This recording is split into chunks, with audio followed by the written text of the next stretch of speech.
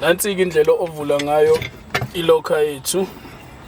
Ovala, uyayiphusha iye phambili, yehlise ka left naka right kanye kanye, iqala ikutshele ukuthi isilokhile.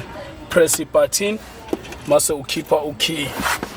Uyahamba makuba khona umuntu oyithintayo, noma ngayithinta kancane kangakanani iyakunothisa ukuthi khona umuntu oyithintayo.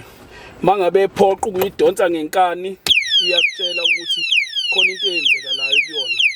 Noma ubani oseduze lapho angakwazi ukukusiza, noma ulele uyavuka ebusuku ukwazi uku-attend imoto.